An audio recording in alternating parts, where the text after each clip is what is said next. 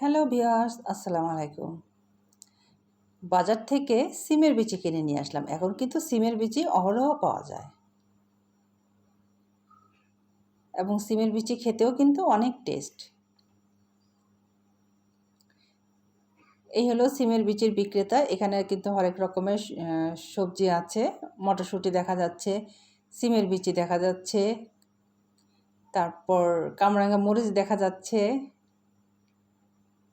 হরেক রকমের সবজি নিয়ে এই চাচা বসেছে, তো ওনার কাছ থেকে সিমের বিচি কিনেছি। সিমের বিচি খেতে খুব মজা, কিন্তু এটাকে খোসা ছাড়িয়ে রান্না করাটা কিন্তু বেশ কষ্টকর। এই হলো আমাদের সিমের বিচি। আমরা বিচিগুলোর খোসাগুলো ছাড়িয়ে নিব। খোসা ছাড়াতে কিন্তু অনেক সময় লাগে, একা হাতে এগুলো করা খুবই কষ্টকর। তা আমরা সিমের বিচিগুলোর খোসা ছাড়িয়ে নিয়েছি। বিচিগুলো বেশ বড় বড় ছিল, সেজন্য খুব বেশি সময় লাগে নাই। আর আজকে এই সিমের বিচি রান্না করব রুই মাছের পেটি দিয়ে। তা মাছের পেটিগুলো আমি একটু ছোট করে নিয়েছি, আর মাছের পেটিগুলো আমরা ভেজে নিব। ভাজার জন্য আমি এখানে লাল মরিচের গুঁড়া দিয়েছি, হলুদ গুঁড়া দিয়েছি, আর দেব লবণ। মশলা দিয়ে হাত দিয়ে ভালো করে ম্যারিনেট করে নিব। এটা কিন্তু আমরা কিন্তু এটা চিংড়ি মাছ দিয়েও রান্না করি। আজকে আমি রুই মাছের পেটি দিয়ে রান্না করব। চিংড়ি মাছ বলেন আর রুই মাছের পেটিই বলেন, যেটা দিয়ে রান্না করেন না কেন, খেতে কিন্তু অসাধারণ স্বাদ। তো মাছগুলো ম্যারিনেট করার পর আমি মাছগুলো ভেজে নিব। আমি চুলায় আগে থেকে প্যান বসিয়েছিলাম। প্যান গরম হয়ে যাওয়ার পর পরিমাণ মতো তেল দিয়েছি। তেল গরম হয়ে গেলে আমরা এক এক করে মাছগুলো তেলের মধ্যে দিয়ে দিব। আর সাধারণত সবজির সাথে মাছের পিসগুলো একটু ছোট করলেই ভালো হয়, খুব বেশি বড় করলে কিন্তু মাছগুলো ভেঙে যায়। সেজন্য সবজির সাথে চেষ্টা করবেন মাছের পিসটা একটু ছোট করে দিতে। প্রয়োজনে আপনি এক পিসের জায়গায় 2 পিস খেলেন, কিন্তু পিসগুলো যদি ছোট করে দেন তাহলে মাছগুলো আস্ত আস্ত থাকবে। তো মাছগুলো আমি উল্টে পাল্টে এপিট ওপিট ভালো করে ভেজে নিব। যেহেতু সবজির সাথে দিব সেহেতু একটু কড়া করেই ভেজে নিব, লাল লাল করে ভেজে নিচ্ছি। আর এই বিচিটা যদি একটু গলে গলে যায়, এটা কিন্তু আরও বেশি টেস্ট হয়। তো আমাদের মাছগুলো কিন্তু ভাজা হয়ে গেছে। এখন আমরা মাছগুলো তুলে নিব।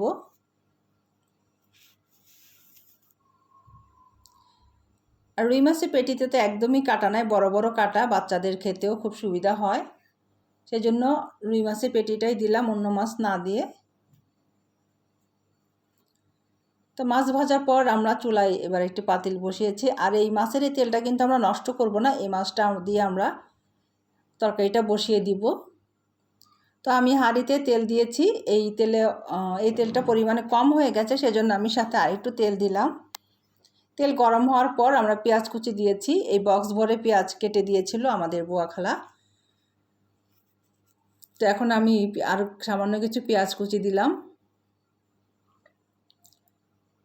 পেঁয়াজগুলো লাল করে ভেজে নিব।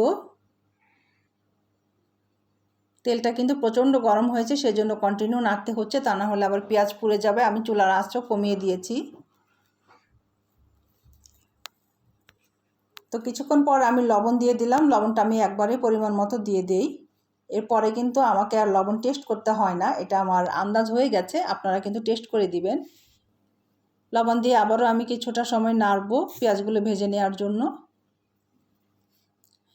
পেঁয়াজ কিন্তু লাল লাল লাল হয়ে গেছে। এখন আমরা এখানে সামান্য পানি অ্যাড করব, তা না হলে আবার মশলাগুলো দেওয়ার সাথে সাথে পুড়ে যাবে।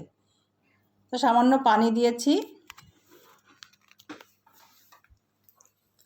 পানি দেওয়ার পর আমরা প্রথমে আদা বাটা দিয়েছি।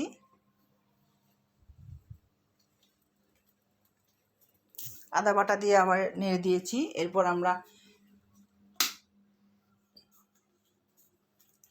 আদা রসুন বাটা দেওয়ার পর আমরা দিলাম লাল মরিচের গুঁড়া। এরপর দিব হলুদ গুঁড়া। এখন আমরা মশলাগুলো ভালো করে কষিয়ে নিব। আর রসুন বাটাটা দিলে হয় কি, মাছের যে একটা গন্ধ আস্তে আস্তে গন্ধ থাকে, সেই গন্ধটা কিন্তু থাকে না। অনেকে আবার দেখা যায় যে মাছ খেতে চায় না। তো আপনি মাছের তরকারিতে সবসময় রসুন বাটা দিবেন, তাহলে দেখবেন মাছে কোনো রকম গন্ধ আসবে না, খেতে ভালো লাগবে। মশলা কষানোর পর আমরা সিমের বিচিগুলো দিয়ে দিলাম। দিয়ে ভালো করে নেড়ে চেড়ে বিচিগুলো আমরা কিছুটা সময় নিয়ে কষিয়ে নিব। অনেকে বলে এই বিচি নাকি গন্ধ, না, বিচিটা একদমই গন্ধ লাগে না। অনেকে বলে যে গন্ধ লাগে, সেই জন্য খেতেও চায় না, কিন্তু রসুন বাটা দিয়ে এই সিমের বিচি রান্না করবেন, একদমই গন্ধ লাগবে না। নাড়াচাড়া দিয়ে আমি ঢেকে দিয়েছি, কিছুটা সময় পর আবার ঢাকনা খুলে নাড়বো। খুব ভালো মতো কিন্তু কষিয়ে নিতে হবে। আর রসুন বাটা দিলে যেমন আপনি সবজির যে একটা নিজস্ব গন্ধ থাকে সেটাও পাবেন না, আবার মাছের যে একটা নিজস্ব গন্ধ থাকে সেটাও পাবেন না। খেতে কিন্তু দারুণ স্বাদ লাগে। সেজন্য চেষ্টা করবেন যে কোনো তরকারিতে রসুন বাটা দিতে। রসুন বাটা দিয়ে রান্না করলে এটা আমাদের শরীরের জন্যও কিন্তু রসুন অনেক উপকার। আমাদের সিমের বিচিগুলো কষানো হয়ে গেছে, এখন আমরা পানি অ্যাড করব। আর এখানে কিন্তু আমি গরম পানি দিয়েছি। এই জগে আমি গরম পানি করি সবসময় রান্নার জন্য। গরম পানিটা দিলে খুব তাড়াতাড়ি বলক উঠে আসে, আর ঠান্ডা পানি দিলে কিন্তু অনেক সময় লাগে বলক উঠতে, এবং ততক্ষণে কিন্তু আপনি তরকারির টেস্ট নষ্ট হয়ে যাবে। খুব বেশি সময় জ্বালাতে হয় না, আবার একেবারে কম জ্বালালেও কিন্তু তরকারির টেস্ট পাওয়া যায় না। যেটার যতটুকু প্রয়োজন ততটুকুই করতে হবে। তো বলক উঠে আসছে, এখন আমরা মাছ ভেজে রাখা মাছগুলো দিয়ে দিলাম। মাছগুলো দিয়ে আমি নেড়ে দিয়েছি, এবং এখন আমরা ঢাকনা দিয়ে দিব। তো কিছুক্ষণ অপেক্ষা করার পর আমরা ঢাকনা খুলে আবারও নেড়ে দিব। ভালো করে নেড়ে দিয়েছি, এখন আর নাড়ার প্রয়োজন নাই। আমরা ঢাকনা দিয়ে অপেক্ষা করতে থাকবো সিদ্ধ হওয়া পর্যন্ত। একদমই যখন গলে গলে যাবে তখন কিন্তু আপনারা এটা নামিয়ে নেবেন।